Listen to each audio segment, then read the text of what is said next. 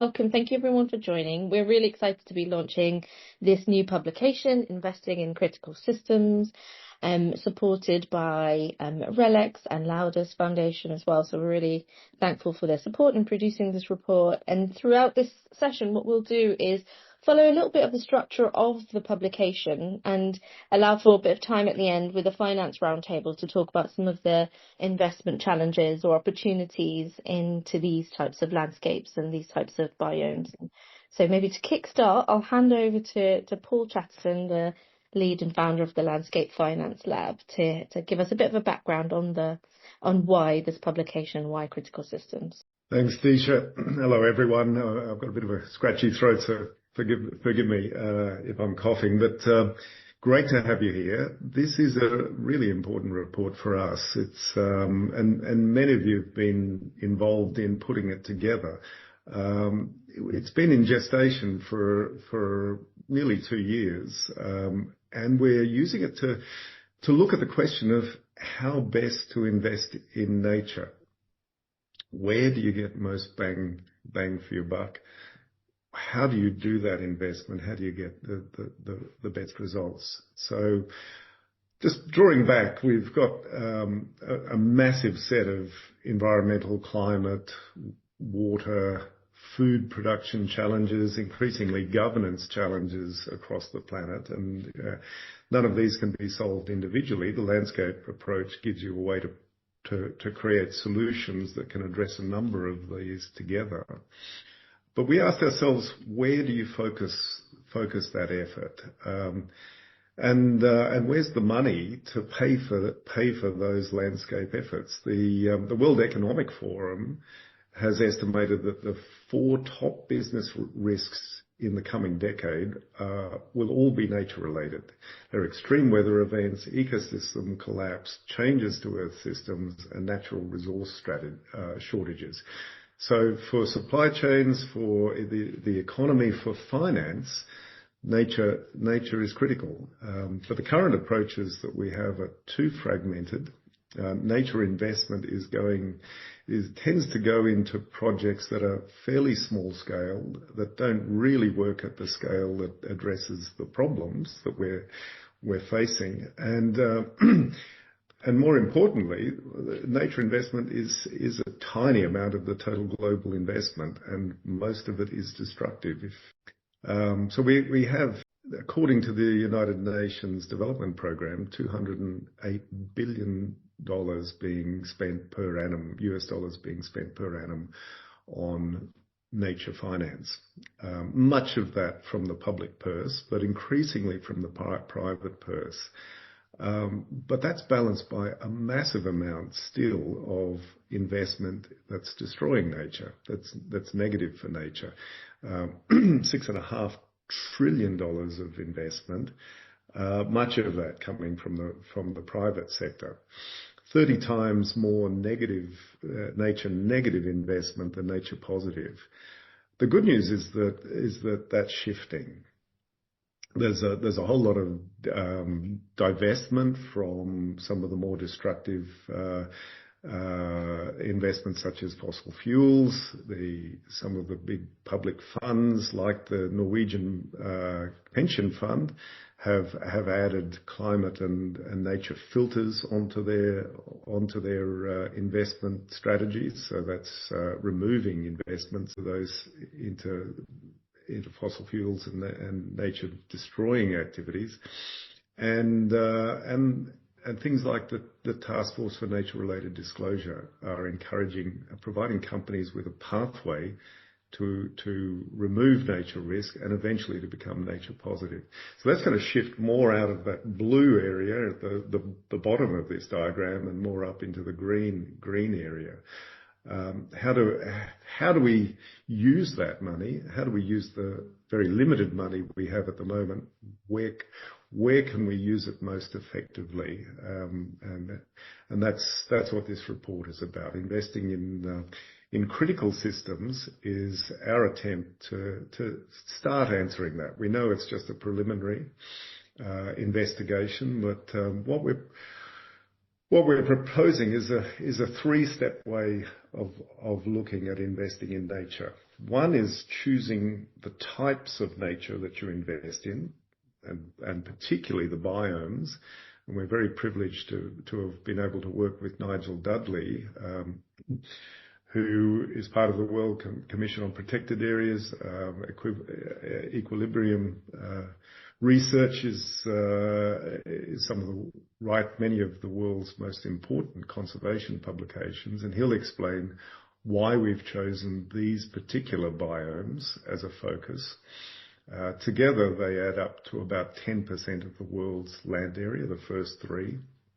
And the last one is threatening those 10%, but I'll let Nigel explain the details of that. Then we go on to what landscapes you choose within those biomes. So if you're focusing in on the most important areas for nature, how do you create a landscape program within those areas? We've proposed a screening tool for identifying high potential landscapes, that if you're an investor who has a set of landscapes that you're looking to invest in, how do you choose the ones that have most potential and value? And then an incubation process, a 4-stage incubation process for building landscape programs. And we've tested that quite significantly with a whole range of different partners around the world. Rolf Hogan from our team will talk a little bit about that, and we'll hear from Brina and how BirdLife is investing in landscape incubation. And then how do you build the financing instruments? There's a range of different financing types, understanding the differences between these and how to deploy them to build landscapes. So that's the 3-step process that this report covers, and we'll take you through each of those 3 steps in the next sessions. And with that, I'll hand on to Nigel Dudley. Lovely, thanks, Paul, and greetings, everyone. I think this is the 5th thing we've done with you, Paul, over the years. So we've had a long relationship with the Landscape Lab. It's always been a pleasure. I worked on this with Hannah Timmins. As Paul said, when we talked about it, we were asked to look at 2 stages. I'm going to describe the first one here. Very broad brush, how we choose the general areas of the world in which we work, and then more specifically, how we look at ecosystems within them. So next slide, please. So selecting biomes, we felt there were 5 things that were particularly important. Richness and ecological significance of biodiversity is clearly where we're coming from, where we start from. So some areas are much richer than others. Every square inch of the planet is important, but there's areas that are definitely more important. We also looked at the number and importance of ecosystem services that those places provide, because that's a lot of the driver for investment. The impact into food security, into water security, its role in disaster risk reduction, and so on, and recognition of that is increasing all the time. And then number of people relying on the biome for their livelihoods, a human rights and equity issue. Level of risk without intervention. If a place is doing fine, we don't need to do anything. So we're looking at places that need investment. And then the potential for restoration. And we need to be honest that some places are now, some parts of the world are now so damaged or will be damaged by climate change that we can't do much about it. So looking at where we can make a difference. And so in the end, we came to 4 biomes and looked at each one in terms of why they were important. First of all, rainforests, and we're talking mainly about tropical rainforests here. They harbour between 50 to 90% of terrestrial biodiversity. That's a very broad figure because much of the smaller biodiversity is still not being recorded or recognised by scientists. So it's still an unknown level of richness, but we know it's incredibly rich. They provide critical climate regulation and water security for 1.5 billion people, absolutely critical roles. They're at high risk. Half the rainforests we had at 1950s have already disappeared. So So we know that we need a huge amount of investment to save what's left. And agriculture is a key destruction agent. When I first worked on rainforests about 30 years ago, it was mainly the timber trade, but now it's switched. It's mainly agriculture. So we know what we need to do. Wetlands, including sort of inland waters and peatlands, again, a critically important area. They're very, very rich for biodiversity. They have a very high level of biodiversity for the places, for the size of the area. It's just 9% of land, but they've got about 12% of known species, many of them very linked to particular areas, a lot of endemism. Ecosystem services are valued at $4 trillion annually. Peatlands secure 30% of the global soil carbon on just 3 or 4% of the Earth's surface, so they're incredibly rich carbon stores. They're also highly at risk at the moment. And they're showing the largest decline. Wetlands generally are showing the largest decline. Then the third natural ecosystem we looked at were coral reefs. Again, a tiny area of the planet which is very, very rich. They cover less than 1% of the ocean floor, but sustain a quarter of marine biodiversity. So they're hugely important from a biodiversity perspective. They also provide coastal protection and livelihoods for almost 1 billion people. Because they're so rich, they provide a lot of fish, but they also provide protection against sea surge. They provide many associated ecosystem services. Economic values, almost $10 trillion annually, so huge value, and very, very threatened. And this is where looking on a local level is going to be important, because we literally don't know that all areas are not going to survive. So we need to be quite focused in where we put investment. And then the fourth one we looked at is agricultural lands and grasslands. And it's an odd biome to choose because it's now largely a cultural biome. It's 44% of land surface outside ice. Currently the main threat to the other three systems, but also a huge opportunity for regenerative practices and for reversing those threats. We pretty much know what to do. We just need to move the global food system into doing it. And we could drive restoration there whilst securing food security for a huge number of people. So next slide. We've got these critical systems. The next part of what we need to do is focus down in more detail and see where in each system we can most usefully invest. So that's what I've got to say. We've got the four, we've got the reasons why we chose the four, and then Rolf is going to explain the more detailed process of how we look within those systems. Thanks very much. Thanks, Nigel.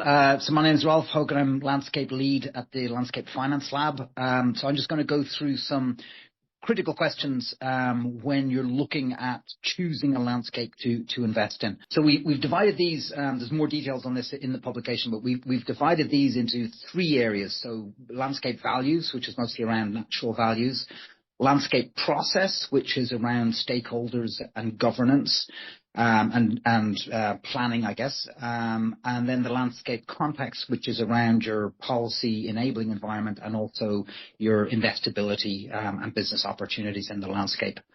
So just quickly going through the top, I'm going to go through these questions and then look at an example so you can see how this could be actually applied in practice. So when looking then at the values, you want to look at, what existing or recoverable biodiversity values and ecosystem services. So are they restorable? And what's it looking like into the future? Secondly, then you want to look at the suitability of the land use for a landscape approach. So a landscape approach will always have a mix of activities, but you want to make sure that those are compatible with the landscape approach so that there can be improvement, there can be restoration, and there's those kind of opportunities in the landscape. Number three, you want to have sufficient size. As Nigel mentioned, it's critical. If you're dealing with a water system, you want to be looking at the whole catchment. If you're looking an important biodiversity. For example, predators need a large area, and then if you want a sustainable population, you need a much larger area, getting into, sort of millions of hectares potentially. So you need to look at that. Then number 4 is around climate change. So what's the projection for change? If there's going to be irreversible change, then of course it's going to be impossible to invest in restoration or development of the landscape. So there should be studies for most landscapes on what the prognosis is of what's going to happen to the future, the next decades.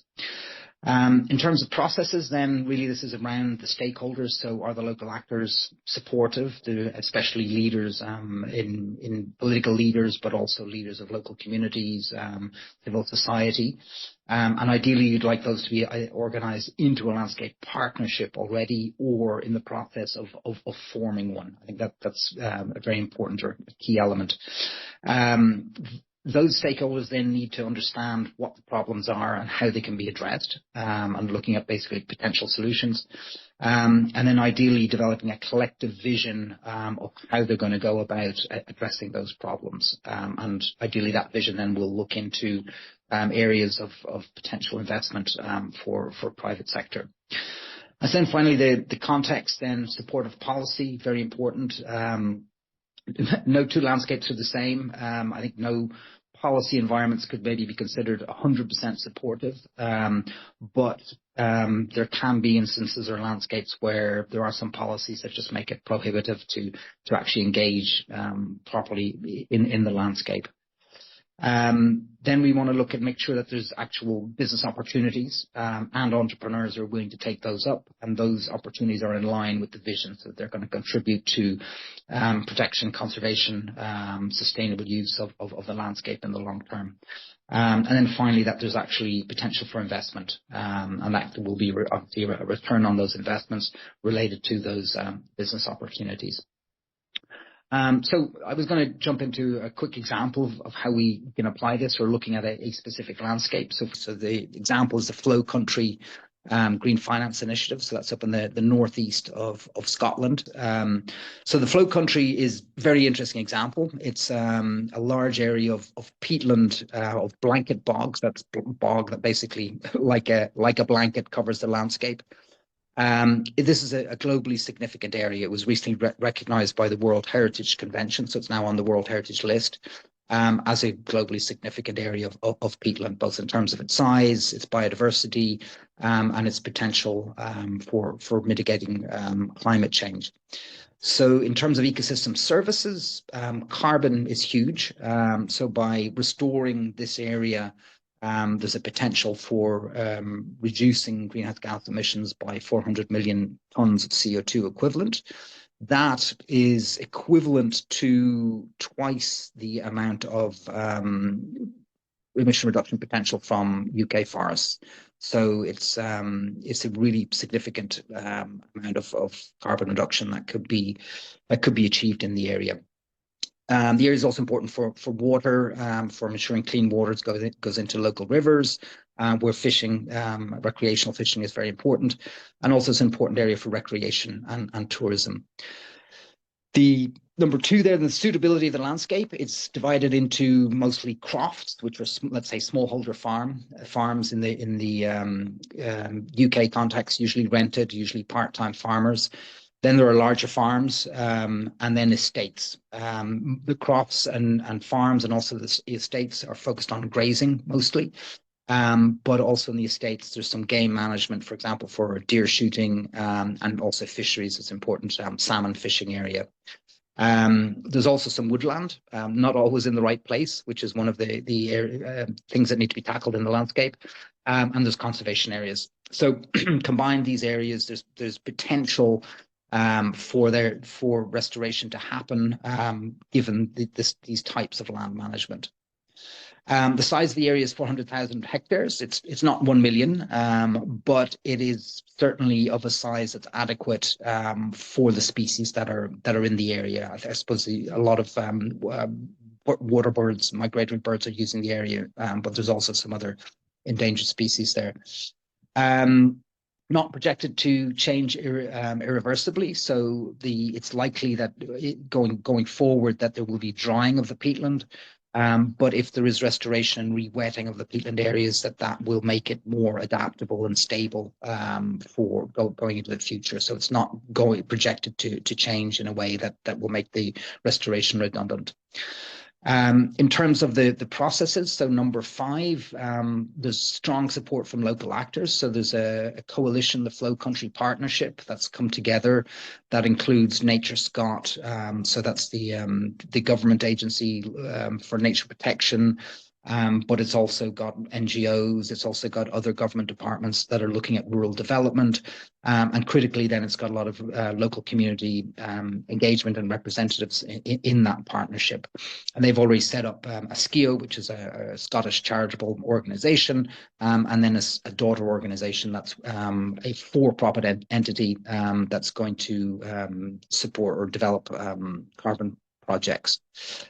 Number 6, agreed definition of the problem. So the stakeholders came together, they looked at what was going on in the area. The key issues are land conversion, mostly drainage, there's afforestation going on, development for housing and infrastructure, also a major problem. And then socially, there's an issue with depopulation in the area due to lack of jobs. A collective vision was developed, and so that's now been implemented, and that included this World Heritage nomination, which was successful, I think achieved last year, which relates to the tourism of the area and developing that. It's a World Heritage status is very important or can be very important for promoting an area for tourism. And finally, then in the context, so number 8, supportive policy. In Scotland, there's a series of laws that support peatland restoration. So there's been agri-environment schemes that were supporting blocking drains, which help to re-wet areas. And then there's a peatland action program and associated fund where there is funding available and activities and support for restoration of peatlands. Business opportunities and entrepreneurs. There's a series of pilot projects already going on in the area, mostly around carbon at different scales, so different types of farmers. Tourism is a huge opportunity in the area, and also there's some renewable energy projects. So there's plenty there in terms of business opportunities and entrepreneurs willing to engage. And then finally, for the investment propositions, this is mostly around carbon, given the scale of the potential of the area. There's the IUCN UK Peatland Code, which is a standard for certification of generation of carbon credits, which can be applied and is being applied in the area. Biodiversity is there in brackets because that will soon include also biodiversity uplift, hopefully in the next couple of years. And then the other potential for investment is certainly the tourism, which hopefully will develop in the area to a greater extent given the World Heritage status. So that's just an example of how this can be applied, and thank you very much for your attention.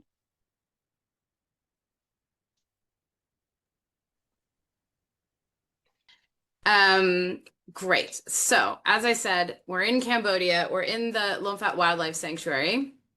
And I am going to give you a sort of an overview of the landscape approach that we're taking there, which actually covers quite a bit of the sort of components of the screening process that we've just been talking about.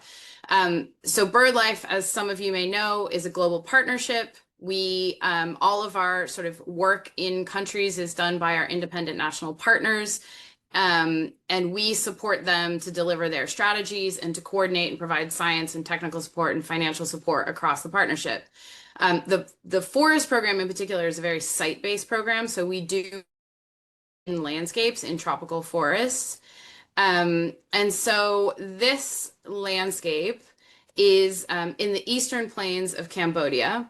And as you'll see, it's not actually rainforest. It is a dry deciduous forest. There are patches of like a denser, moist forest. It's about 250,000 hectares. So again, not a million, but it's a decent size. It's pretty big. And it's highly diverse, but particularly important for critically endangered bird species. So there's 3 critically endangered species that really depend on this area, on this landscape. And it was created as a protected area in 1993, but classically, very underfunded and the deforestation rate between around 2010 and 2018 was in the 60s, 64% or something along those lines. It was, losing forest very quickly. And the two major causes of that were a partial degazetting of the protected area, which was then cleared for industrial ag. It was turned into concessions. Interestingly, most of that agriculture actually failed because it was not appropriate to the soil type and the landscape. But then also there's a sort of classic local clearing of the forest edge for rice and timber and other sort of livelihood activities. And so BirdLife, let me get you, there we go. So BirdLife identified this site as an important one for, in particular, given our focus on birds, for the bird species. And in 2005, we started working with the Cambodian government. Our national partner, Nature Life Cambodia, engaged with the Ministry of Environment to start developing a management strategy for the protected area. And this is what I'm kind of referring to as the phase one, which is really a protection and management approach on the protected area itself. But then in 2013, this sort of expanded into zoning the protected area, working with community. So under Cambodian law in the protected areas, in the category that this one is, the wildlife sanctuary, communities actually get rights to parts of the protected area to manage as community managed forest. And that forest management is supposed to be sustainable, but obviously that requires a lot of technical support and capacity building and organization of the communities. And then so that's what Nature Life Cambodia was focusing on, as well as sort of the classic protection, law enforcement, equipping rangers, training rangers, making sure that they're able to do their jobs. And so really trying to align that community management and the protected area strategy overall. And then sort of the next phase of our work there started in 2019. So BirdLife has an internal initiative we call the BirdLife Forest Impact Accelerator. And it's a sort of, classic accelerator focus on a competitive process to select a cohort. We actually just selected our 5th cohort yesterday, which is really exciting. But Nature Life Cambodia came into our very first cohort back in 2019. And this accelerator focuses on sustainable finance initiatives. And we have a kind of broad definition of that. They can look at all different kinds of approaches within their landscape. So they chose to focus on two things. One was trying to explore corporate partnerships with some of the concession owners. That didn't work because they were all companies that had zero commitment to sustainability and had no obligation or interests in working with a conservation organization. But the other initiative was Ibis Rice. So Ibis Rice is actually a private company. It's a spin-off of WCS, Wildlife Conservation Society. And they had been working in other landscapes in Cambodia. And it's based on this idea of conservation agreements with farmers in exchange for premium pricing. And actually, Ibis Rice has grown. You can actually buy it online here in the UK and in other parts of Europe, and sometimes in retail stores as well. So we, in 2019, and then in the years that followed, our teams essentially piloted and then scaled up Ibis Rice in our landscape to work with now hundreds of farmers. So the next phase, and I'm really speeding through here, but I'm happy to take questions at the end as well. The next phase was a carbon development initiative. So building off of the sort of capacity that Nature Life had gained through working with Ibis Rice and starting to think about sustainable finance and thinking about the landscape as a whole. In 2019, they came back to the accelerator and proposed, in 2021, they came back to the accelerator and proposed to do some scoping on carbon. And since then, the carbon project has become one of the major focuses of the landscape. So Cambodia has, at the moment, I think 7 active forest carbon projects and several more in the pipeline. So there was a kind of a pathway. There was enabling policy in place that we knew, and we talked to the other organizations in the government ministry, and there was a clear pathway for development of a carbon project. And so we started looking at the feasibility of that, whether there's enough carbon, whether, financially we could make it work, what the scale of the project would be, and the activities that we would, implement under that project. And so again, it comes back to a lot of the same activities: law enforcement, fire management, protected area management, and then community development, land recognition for communities in and around the protected area, investment into expanding ibis rice and other agricultural activities, and sustainable forest management on the community land.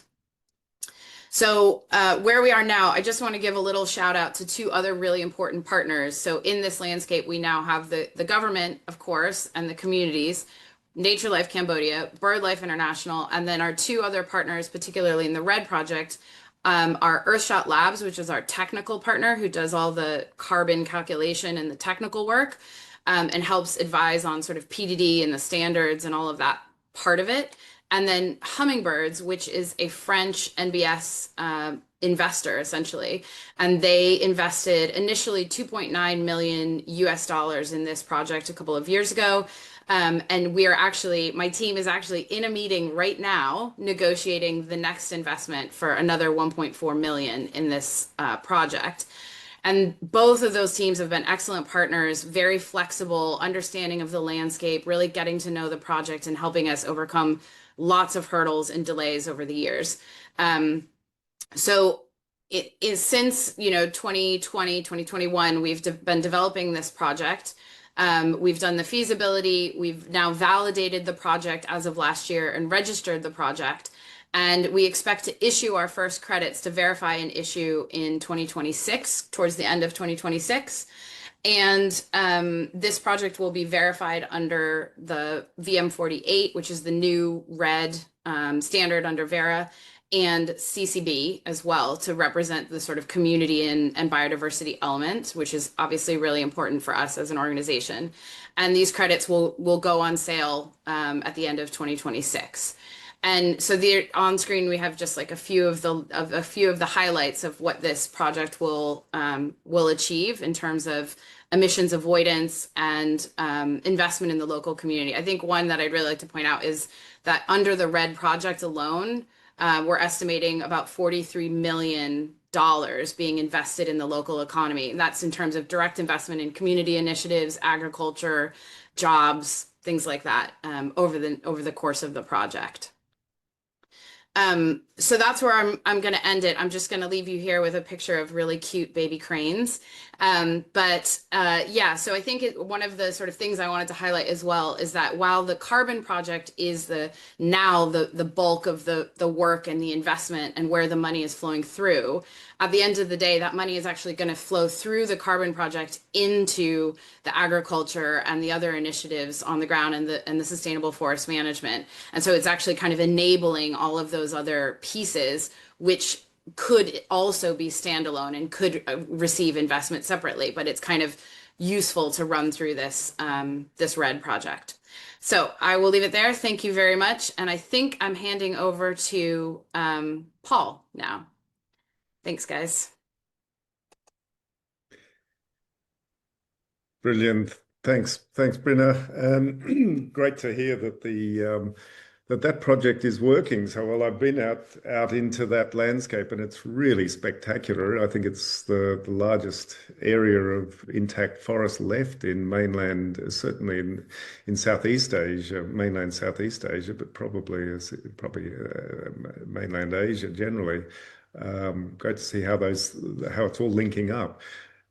And why the landscape, and it shows why the landscape, taking things to the landscape level helps create much larger finance and allows you to reinvest that finance into other things like the rice activities and so on. So choosing the finance, how do you get them? Where's the money, and how do you get it on the ground? That's the simple question. So there's a couple of ways that taking the landscape approach works, that it adds extra value. One of them is by bringing together quite different types of projects to help each other. We found in Fiji, for instance, that when we were asked to help look at solutions for the degradation of the reefs of Fiji, How do you solve that? It turns out that the big problem is the siltation coming down from the mainland, and it's the agriculture, and particularly the sugarcane industry, that was creating the problem. So creating alternative agriculture that secures soil, prevents the runoff, and that in turn benefits the fisheries. And creating these synergies between heterogeneous projects, different types of projects, is a value that the landscape program can bring. And it creates value for everyone to do that, because that program, in fact, led to an investment fund called Matanataki that's investing in small businesses all across Fiji. Bringing together similar sorts of projects is another way in which you achieve scale, and landscapes provide scale both in terms of linking together communities, linking together businesses, linking together nature, but also creating enough scale to get the bankers interested. And we've heard from Brynner about a large-scale landscape carbon program that allows investment at 120,000 hectares.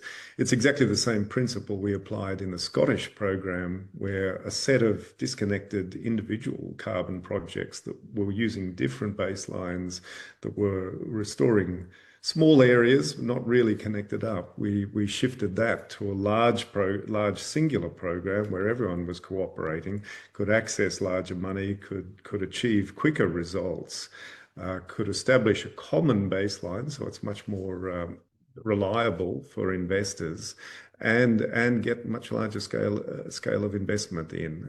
We're seeing that also in Ireland with a similar sort of program. And then the other value that landscape programs give you is that they provide much more secure long-term governance with stakeholders, with the communities, and that's attractive for investors in the long term, because it reduces the risk that comes from a lack of social license that smaller projects might suffer from. Building a landscape program often requires a mix of finances, and both development finance, the grants, the government funds, the overseas development aid, and so on, to kick it all off. And that helps to mobilize private finance. Those two things together are called blended finance. For some investors, that's a very negative term. It's a dangerous thing. For others, it's really attractive. For landscapes, it's essential, because you need to do a lot of work to put the pieces together to make landscapes truly investable. And how do you do that? So we'll hear from Edith Kiss about the capital continuum. She's on our panel, and she and some of her friends, I'm not sure whether they coined this phrase, but they've certainly brought it into the common usage. Creating a continuum of different types of capital is essential to build landscapes. So landscapes go from an incubation process. We have a 4-stage process of discover, structure, develop, and implement. Those first stages are the incubation, building the landscape program, getting it investable, the green area here. And at that stage, it's grant money, government money, some concessional capital, some CSR. Corporate CSR funds is very useful, because it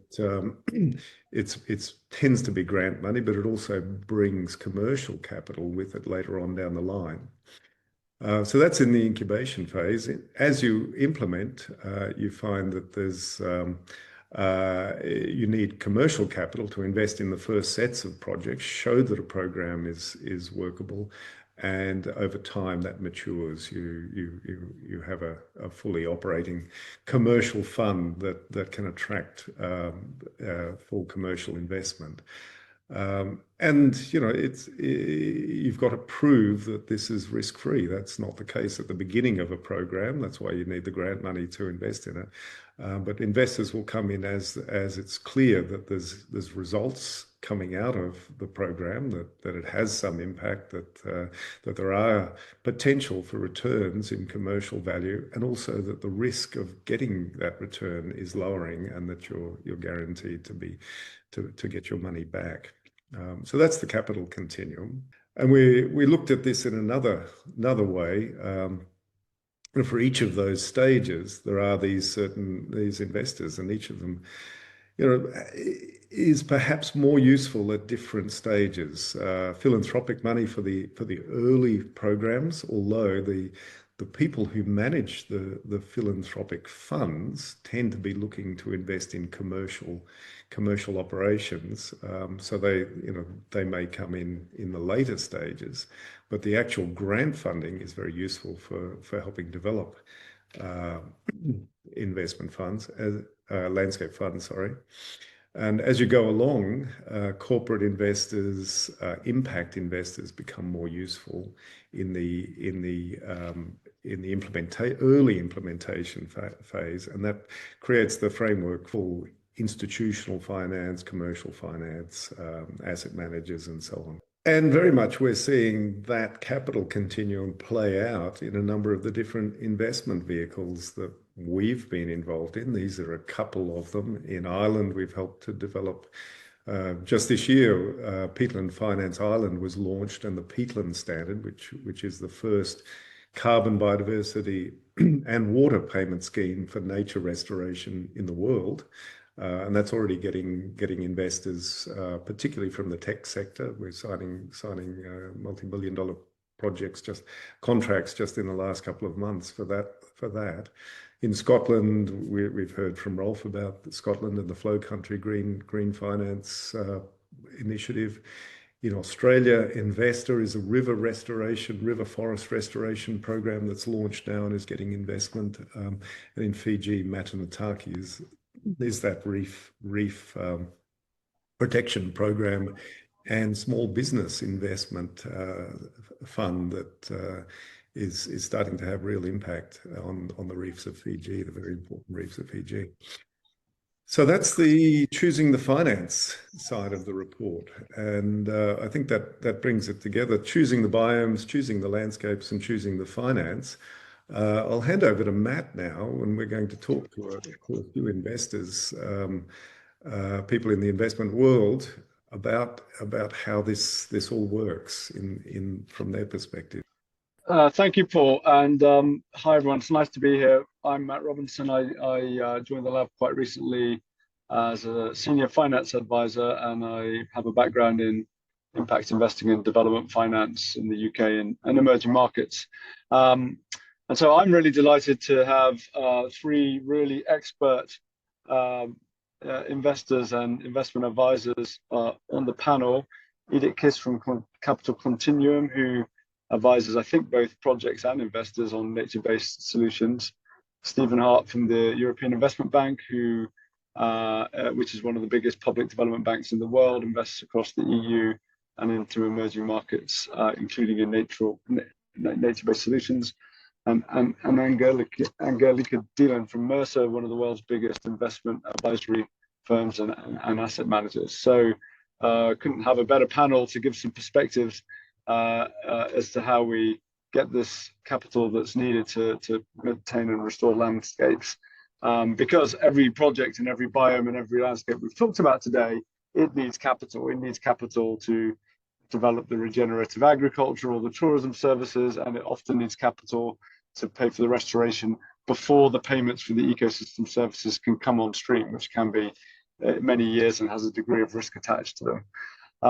So actually my first question was on that point. I was going to ask you, Edith, how do you think the market for ecosystem service payments is evolving in different places? Is this critical to some of the business models for many of the landscape projects that we'd like to see scale? And indeed we heard exactly of an example from Burner and BirdLife about how they used some of those revenue streams to repay investment. But how do you think that market's evolving? Is it maturing? Is it going in the right direction? Over to you. Well, thank you so much, Matt and Paul and everyone. Very nice to be here. First of all, I'd like to start with congratulating for this beautiful report, very timely and practical, and really great to see the tools, how it makes it practical, and also the examples. So yeah, wonderful to discuss. It's a great question. So maybe just a quick step back, and also really excited to see that the Capital Econ team has been also part of really adopted and to the landscapes approach, how you use it, and for us, certainly we have been working quite a bit on the carbon side. So I will on your question around ecosystem services, but we also tested this Capital Econ team framework on broader landscape approaches, and indeed found it as a useful structuring tool for the staging and building the structuring of the financing. What is interesting is that even though, yeah, I mean, carbon markets have been at the spotlight and had some serious issues in the past. I think it's definitely evolving to the right direction. We do see now, after several years of transformation, transition, going towards more the high integrity, both on the supply side. The new methodologies are getting ready, and lovely to hear that finally VM48 is getting there in some countries, far from many places, but hopefully Cambodia will be one of the first indeed. The demand side as well, I think has been a lot of work done on what can you do with these credits, because that underpins this whole market. And where we also have been focusing, and also just published a paper during Climate Week, is around the structuring piece, that if you don't have the high, so to say, high integrity structure, financing structure, it can still fall apart. And so I'm optimistic that after several years of transformation, we're going in the right direction. And I come from also a background of impact investing, where I had the opportunity to use as a carbon person. Like I actually started my career on compliance markets and have used carbon finance for a long time. But what I found particularly useful and exciting is using carbon as an impact finance tool, and not as an end goal, and definitely not trying to avoid a tunnel vision, which unfortunately in compliance settings, compliance markets, you might end up with. So that's why we need to be very careful with nature, and that's why nature-based solutions have suffered to adopt carbon markets easily compared to renewables or methane or other industrial gases. So I think that it's rightly so that it's so hard for nature-based solutions to just adopt carbon, because it's a much more complex market. But where we have seen the opportunities is when you use carbon as a catalyst. And that really has to be embedded in the landscape approach. There's no other way, because otherwise you're going to end up with problems. It can be very powerful, and I think this is the example we heard in Cambodia. We have been working, for example, supporting the Alto Mayo landscape finance strategy, where REDD+ and the carbon finance was one of the first finance. So actually, if you go back to your chart, I was looking at it, I didn't see carbon finance on there, but I would put actually carbon in your almost philanthropic bucket, in that sense, that it's it comes really early on, because if there is a market behind and carbon credits in the structure, there's just no other commercial finance that can come as early. And if you catalyze that then to help create these additional revenue sources and this longer term transformation on the ground, I think it's very powerful, and that's what's most exciting for us to make carbon used that way, rather than just think about it as, okay, here is a silo, I can make some carbon, and here. So if you use that, then it becomes a very powerful tool, catalytic tool, and a transition tool in that landscape to transition to the real economy towards a sustainable future. So that's how we think about carbon, and I must say I'm very happy to see that. I think the market is recognizing this more and more, and the projects we are also seeing, advising on the developer side, applying those lenses, because this understanding that it's required for the long-term resilience to have that holistic view of carbon. Thanks, Ida. And just maybe a quick follow-up on that. Although it's complex and still developing, carbon does feel like it's advancing as one of the kind of ecosystem service markets. Where do you see the others? Biodiversity, water, flood risk. I mean, do you feel any other markets are kind of developing in the same way, or what is the next frontier in terms of ecosystem service markets? Yeah, I mean, markets, and it can also take different shapes and forms, right? So PES is a very old system or tool. We have seen it in some countries. We have been, I think, in Guatemala, in actually Cambodia as well, Vietnam, they have existed. So I think there are many shapes and forms. Biodiversity credits have been very hyped up in the past years. I think they do suffer from, and will have been suffering and will suffer from some of the challenges we've seen on carbon. And also the underlying, how you structure the underlying demand and use case. Otherwise, it will remain more like a philanthropic tool. But we do see some interesting developments. The nature market, more broadly nature markets, and also in Europe, the developments with the European law.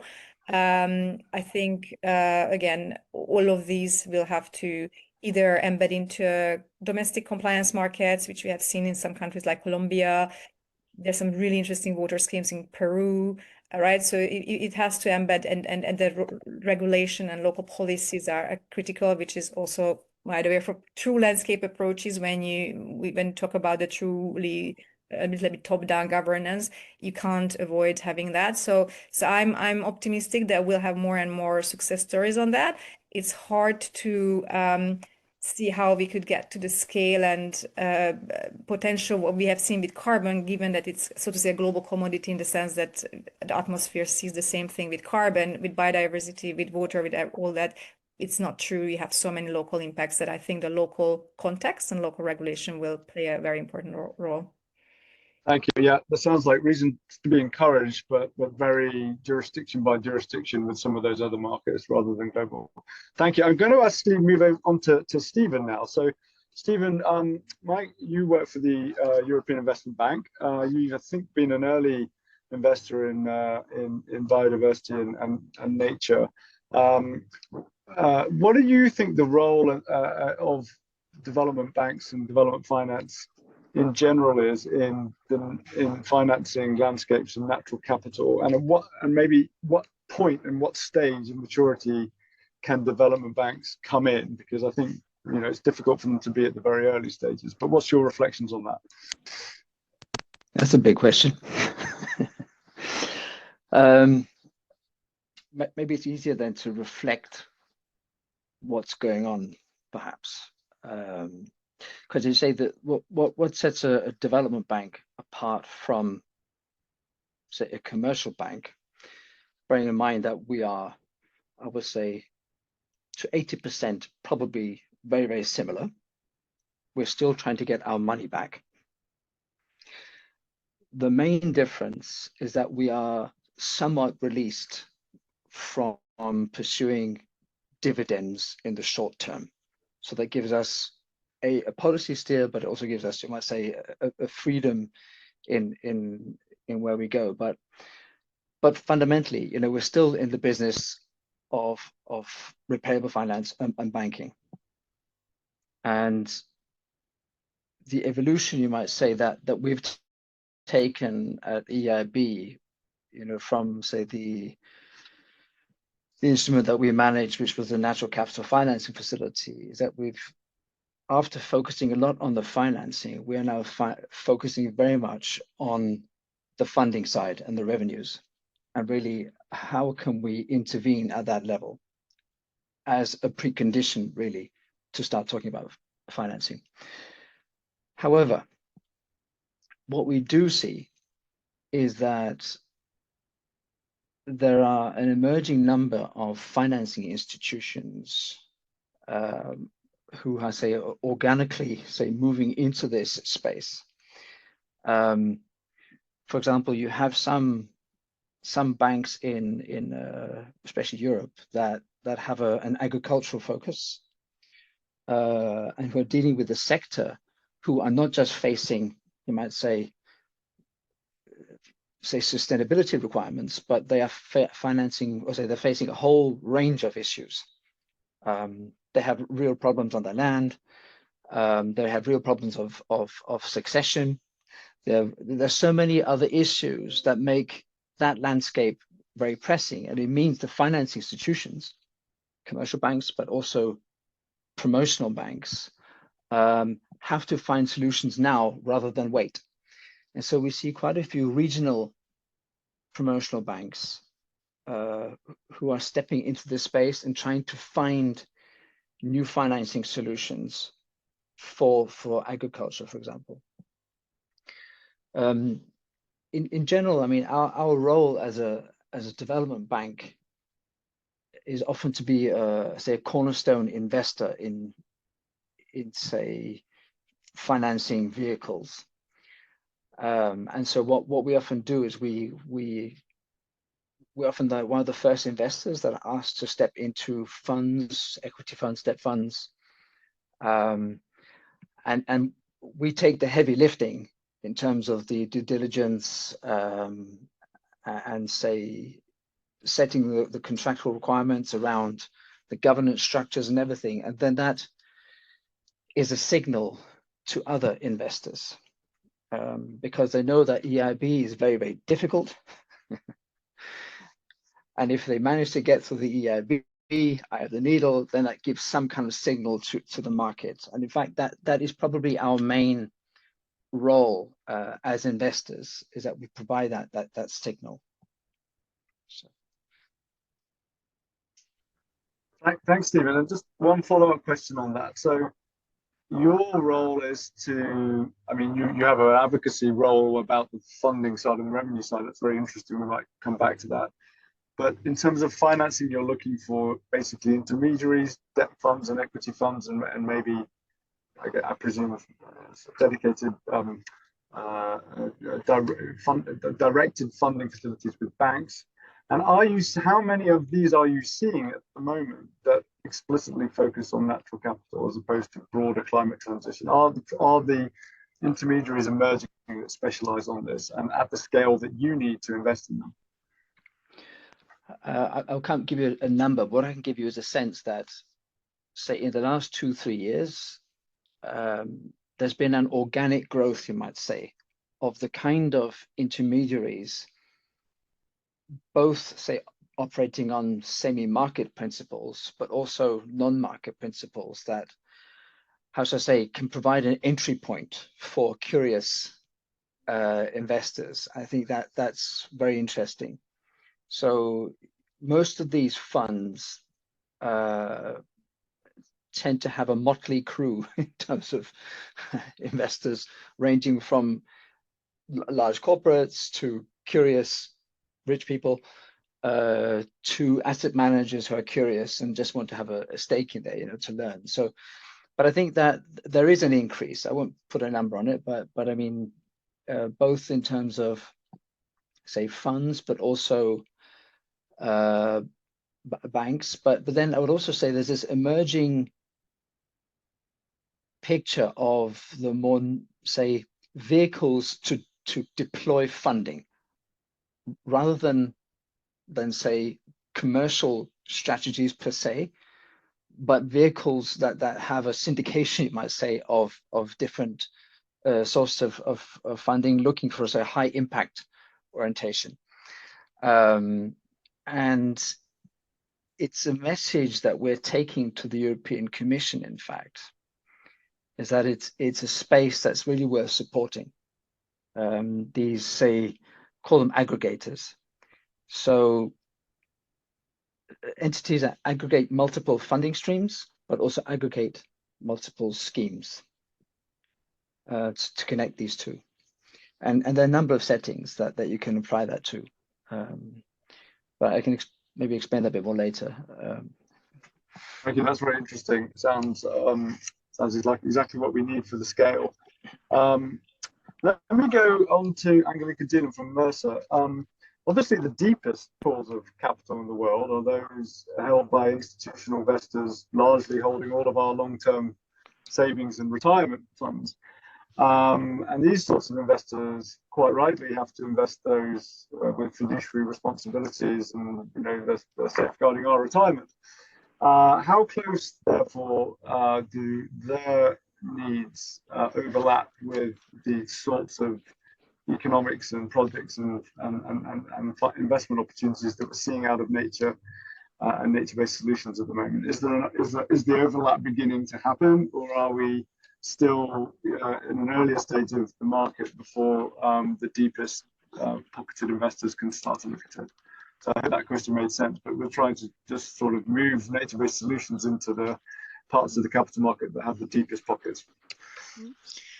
So maybe let's start in overall how the market has grown. So regardless of the institutional investors, UNEP FI did the research, I believe, last year in terms of the growth of nature. And this really counts projects, government projects, institutional investors, funds, etc. And they identified that within 4 years, we have reached from almost 10 billion to 100 billion US dollars in nature finance from a private capital perspective. More than a half is coming from private markets. This is, of course, the beauty part of investing in private markets, right? That you have focus themes that you can play with. But then if you look in terms of the breakdown of who are the investors and who are the sectors where you can invest in, it is quite clear there are two main sectors among the institutional investors that are of interest is, of course, forestry and land use and agriculture and food systems. So those are the main sectors where you see a lot of capital flow. Then, of course, we have a small but growing kind of, as Edith mentioned, the biodiversity credits, the conservation funds, water and infrastructure, etc. And then looking at who are really the main investors into nature as of today. And I have to say, unfortunately, not the pension funds. It's really coming from foundations, philanthropists, and not-for-profits. So meaning this sector or these asset owners are investing a lot of nature, whereas the pension funds actually who can really drive the change in a very fast way, as you mentioned, Matt, because they are managing a lot of money, they are still moving into the space. One, of course, issues they're having is the fragmented market, right? So in terms of how to invest, and of course, aggregation would help instead of fragmentation. And then I would say EIB plays an important role in terms of getting and speed up by helping investors to be next to EIB. And I fully agree.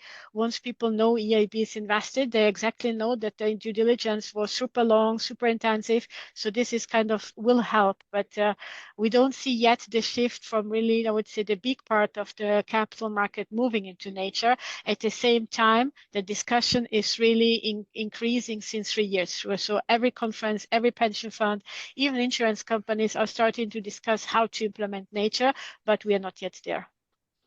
Thank you, Angelica. And I should stress, I think, these are the last brick in the wall. These are the hardest investors to get into new markets for impact because of their scale and that evolution through foundation of philanthropy, who I think are investing from their endowments we're talking about here. So they're investing commercially, but that's not unusual in the development of new markets. Having said that, so final question, and I'll put this to anyone on the panel who wants to jump in.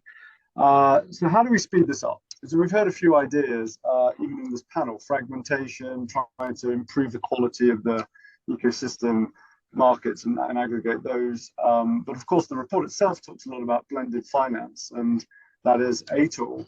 I mean, what is the relative importance between the different approaches here? Is it to try and fundamentally improve the markets and the business models for the projects and the landscapes themselves, or can blended finance really shortcut that right now by bridging a gap? I'd be interested in anyone's views as it's a hot topic. I'm happy to jump in. Sorry.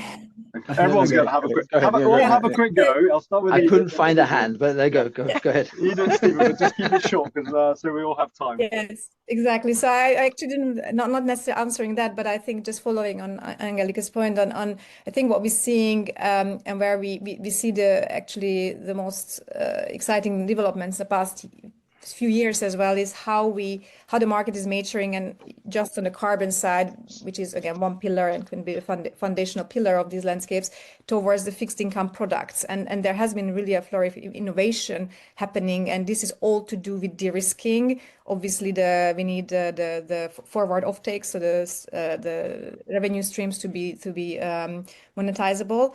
But that's super exciting, and I think that we see more institutional capital looking at it through a project finance lens and through these fixed income products, bonds, outcome bonds, and others. So I'm hoping that we are on that pathway towards unlocking that capital, but definitely not there yet.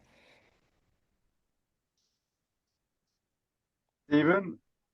Okay, just quickly then. I mean, what I think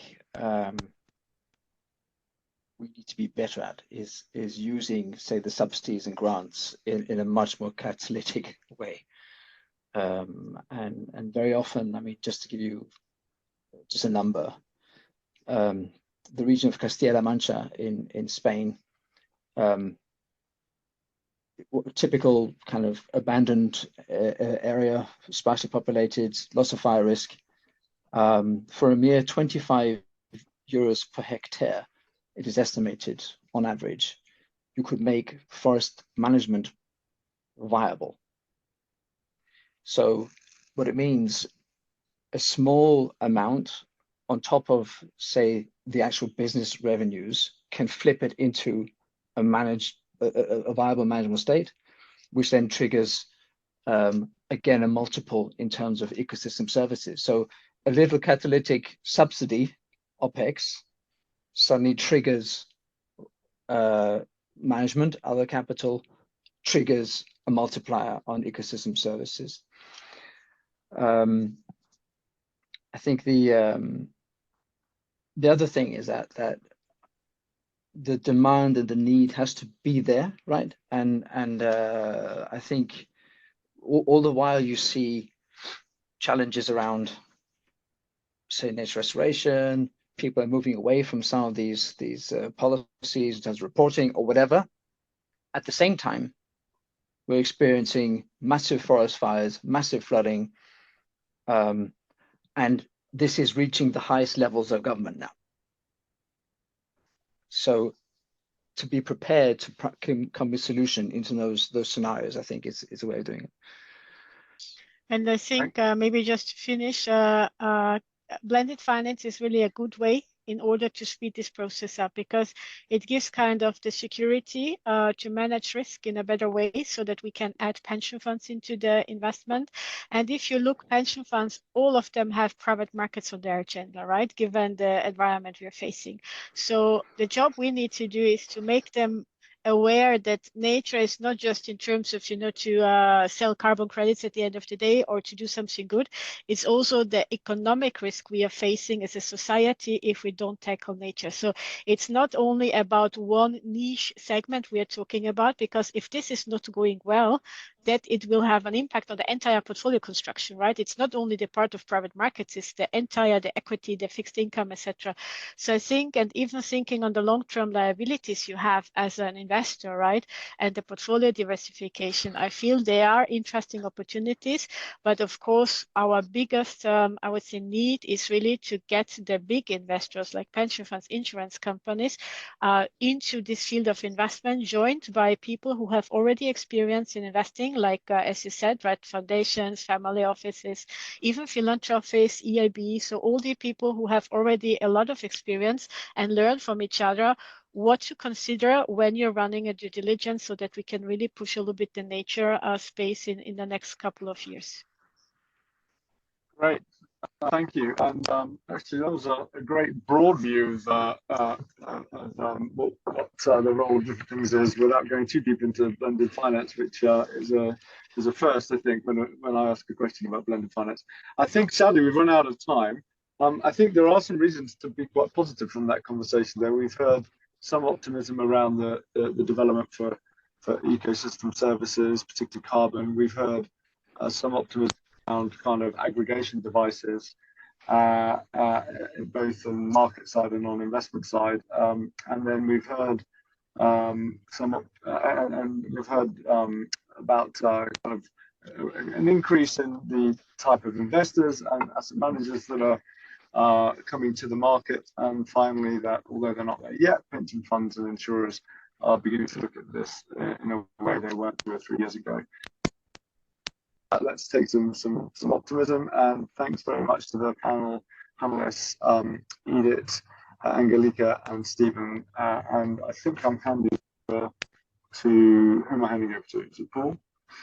So brilliant, a very, very interesting conversation, and it shows that we're as I always say, still building the plane as we fly. We are starting to get a much stronger idea of the parts and where they fit together. I think it's really interesting that conversation, you know, that in terms of speeding up the pace of nature finance, where we've got the opportunity to create these fixed income products. Critical subsidies are really important. The role of government, the role of institutions like the EIB, and thank you, Stephen, for your role particularly. We know you're a leader within the EIB in initiating these sort of conversations and following them through, and we've done that with you on peatlands for many years.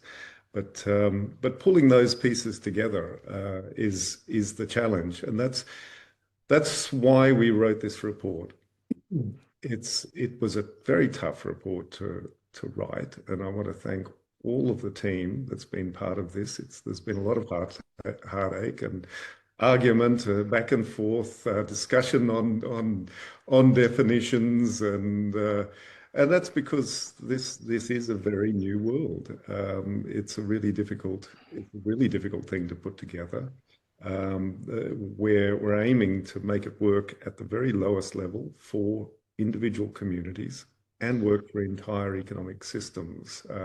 Landscapes allow you to connect those things, and that's what's so special about them. It also is what makes them difficult at the moment. But we know we're getting closer to a rapid way of building landscape programs. We're all sharing our knowledge on that, and thank you, Brina, for being with us here. And we go on this journey with you and with so many other organisations that are working out how to do this efficiently and at scale.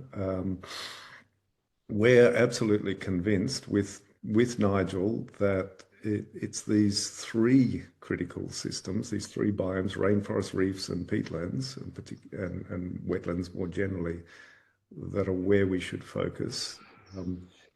Those three only take up 10% of the planet, but they contain almost all of the biodiversity on this planet, almost all of the natural carbon, and almost all of the fresh water on this planet. Agriculture is the fourth biome, the grassland systems, but agricultural production is destroying those first three and can be the savior for them as well, if transformed. So those four systems, we think, are the critical systems to focus on. It doesn't stop us from working on everything else, but we have to put those systems back together again as a community and as a group of actors, and that requires learning as we go. Landscapes provide one way to do that. They're not the only way, but we know that they work for all of those systems. They work for all economies. They work for most cultures on the planet, and we're working out how to simplify them. And then the big challenge is the finance, as we've been discussing, and the capital continuum. This concept that Edith brought to us, I think, is a very strong way of thinking about how to link these different parts of finance together in a coordinated fashion. And there are a few among us who have a really important role in doing that. The groups like the EIB can set the tone on how to do that, and lovely to see that already happening. Governments have to provide the regulatory guidance, the policy leadership, and some financial incentives, some grant incentives to build these things. But then it requires the rest of us to step up. The commercial world is stepping in. As Angelica said, the pension funds are looking for ways to invest big money into this sector. How can we help them? How can we bring them into the conversation to help the rest of us put this capital continuum together? It's just about connecting the dots, about connecting the wiring so that the electricity can flow in this system. And I do trust that this is like the renewable energy sector. 20 years ago, solar panels were new. There was no infrastructure. There was no financing. Today, the average project is hundreds of millions of dollars to billions of dollars, and it's a very clear and simple process. And renewable energy investment has gone up 10% in the last year. It's despite the headwinds that Trump is putting in front of it. Renewable energy is growing rapidly. Are we going to be in that situation in 10 years' time with nature finance? I hope we are. We put this report out as a hypothesis to test, and we'd love you all to take a look at it, come back to us. We're keen to collaborate with you in implementing this and to explore how to make it stronger. Where you see new ways to make it more efficient, to bring these processes together more effectively, please let us know. And we're collaborating with most of you already, so it's great. Let's continue the journey as we build this plane. And I'll finish just with Angelica's words, which I will paraphrase very, very badly. Our job is to address the economic risk that we're facing on this planet by the turbulence that this world is increasingly going into, and nature investment is the solution. Is one key solution there.